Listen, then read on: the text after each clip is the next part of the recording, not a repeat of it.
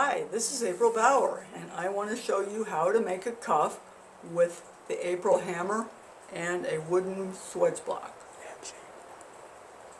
The April hammer is by NC Black, and it's a quality hammer made in the United States, and it's affordable. So the block, you can make your own, or you can purchase one from me. So what we're going to do is we're going to start with a simple thing. You're going to need a vise, a hammer, and a block, and an annealed blank of metal. This could be copper, whatever. And you take the April hammer, which is designed to be very long and be able to get in, you will see shortly. And we're going to start on the ends, and we're going to begin forming this.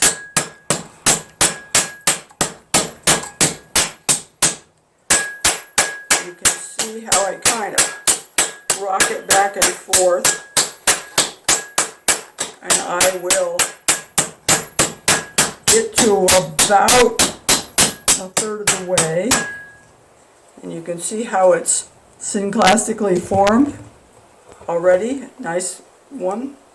Okay, we're going to start on the other end. Oops.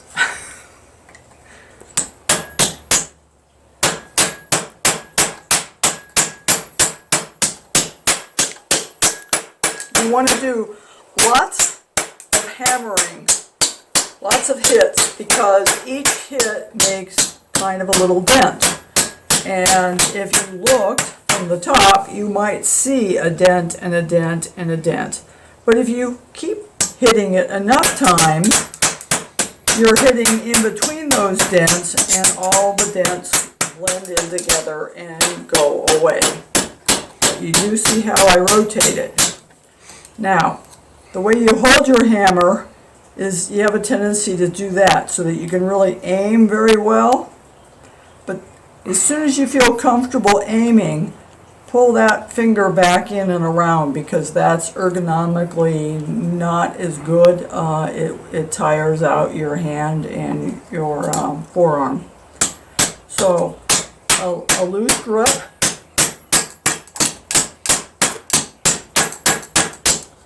Okay, now you can see why the April hammer was designed the way it was, because I'm working inside of a curled up bracelet blank right now. If this were a short little ball peen hammer, we would not be able to be working inside. So when I start running into this end and this end too much, like now, I want to gently stretch my bracelet open. And if you look closely, you can see when I pull it open, it actually pulls the curve in tighter this way. I call it equal and opposite reaction here. See, it kind of pulling in, but what it's doing is allowing me to be able to get in here and work a little bit more and clean things up. It also accentuates the dome of the bracelet. Now, see, I'm getting a twist.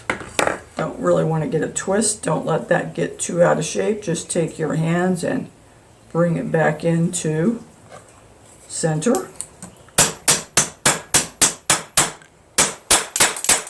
I'm working on the edges more now, and I can see, and maybe you can, when there's a little dent and irregularity in there. But if I keep hammering, I can take those out. Tap, tap, tap on those areas.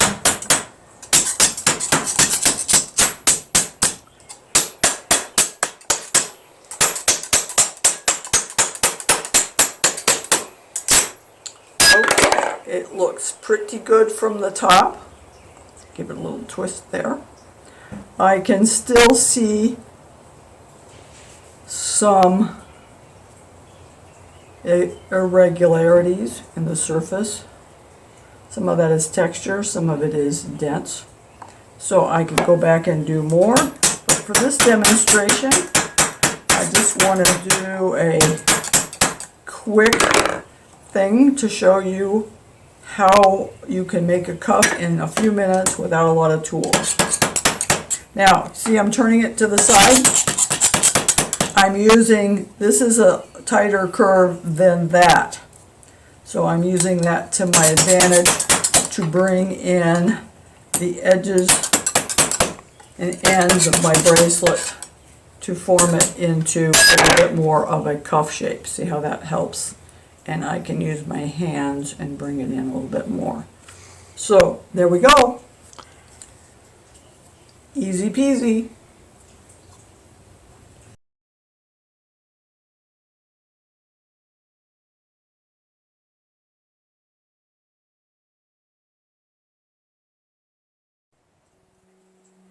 Okay, here's the finished cuff with just a wee bit of polishing on the buffing wheel.